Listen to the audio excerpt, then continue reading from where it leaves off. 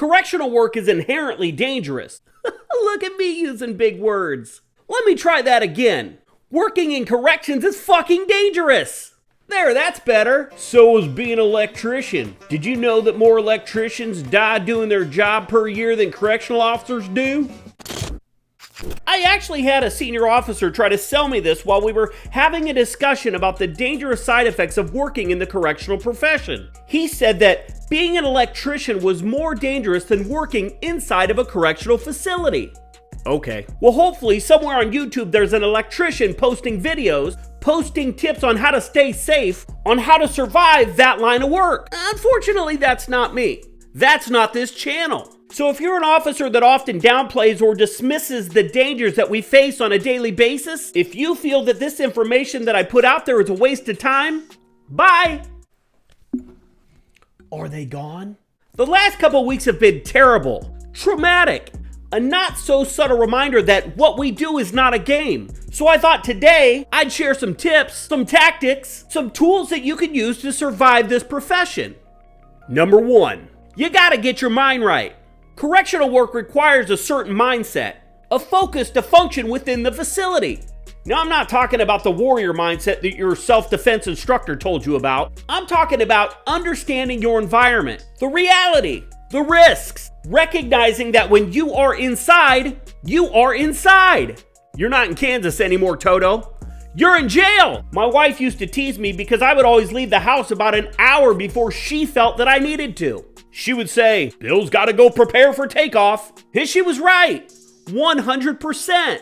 There is a definite and deliberate shift in focus. When I put on my uniform, I begin my preparation, my transformation from my personal life to my professional life.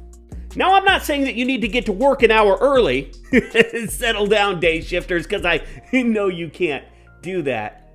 But I am suggesting that maybe a little buffer, a little time to get your mind right, wouldn't hurt. Number 2, you have to train both your body and your brain. Look, the new trend in training is to have officers complete their courses on the computer, and nothing we can do as line staff is going to change that. So scrap that. When it comes to your survival, your safety, you can't sit around and wish things were different. You have to be proactive and seek out ways to practice and perfect your craft. Now, I'm not just pushing push-ups and talking takedowns. I'm also talking about communicating. I'm talking about taking some classes outside on your own time.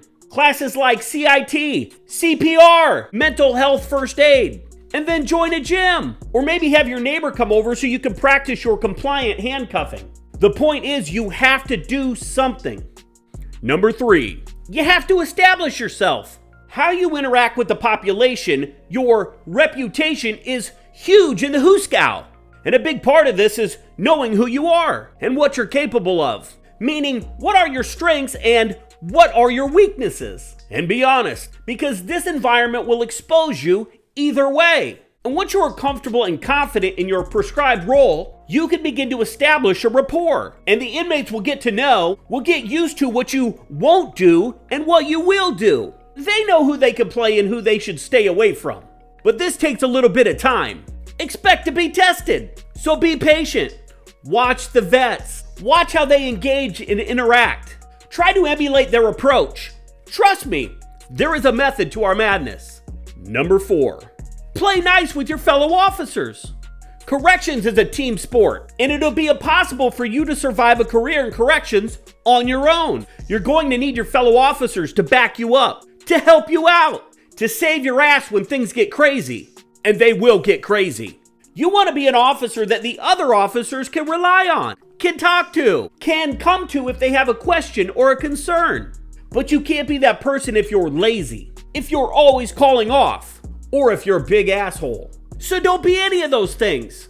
And remember, whether you personally like somebody or not, we're all on the same team. Number 5, use it or lose it. Inside, we're outnumbered and surrounded. It's outlandish. But what's even crazier is that some of us choose to not carry the tools that were issued. Tools that aid us, that protect us. I'm talking about your equipment, your gear. So looky here. If your agency issues you a stab vest, wear the fucking vest. If you have a body alarm, wear the alarm. If you're authorized to carry restraints, carry restraints. If OC is an option, say it with me. Yeah, carry it. And for Pete's sakes, get a duty belt. Stop shoving your radio and your restraints in your pocket. It looks terrible. Officers, if you're afforded the opportunity to check out a piece of equipment, then use it. It's not a nuisance. It's there to keep you safe. Look, if you have the appropriate mindset, if you are constantly searching and learning and training your body and your brain, if you build a rapport with the population and are a decent coworker, if you use the tools that your agency gives you, you will be better prepared for this profession. But if you refuse to employ these tools, then I have a suspicion that you would be better off being an electrician. Did you see what I did there? I brought it all the way around. If you like this video, if you found value in this video, straight punch that little like icon. But if you do use force, make sure to write a report. I would hate for you to get fired because you assaulted that little thumbs up thing. I've seen it happen. Look, after you write your report, leave a comment and then share this content with anyone and everyone that you think may be interested. And if you're looking for more correctional content, head on over to my Facebook page. I'll post a link in the description below so you know where to go. That's not how I say it. So you know where to go. That's better. And if you guys are looking for more correctional content, something that addresses the side effects, the emotional damage and psychological dangers that affect this profession, then go on over to Amazon and check out my book, The Nothing That Never Happened. Woo! It addresses those kind of things. And then after you're done reading it, email me, let me know what you think, and then pass it on to a friend or a family member so they know what you think. All right, guys, that's all I got. Until next time, be smart, stay safe, stay sane, and we'll talk soon.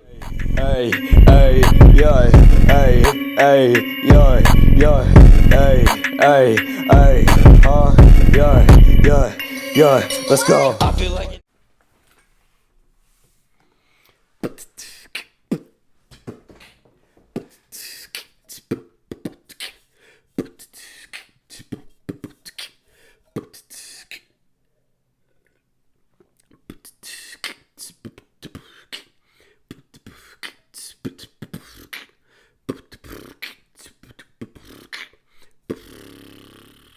Wah, wah.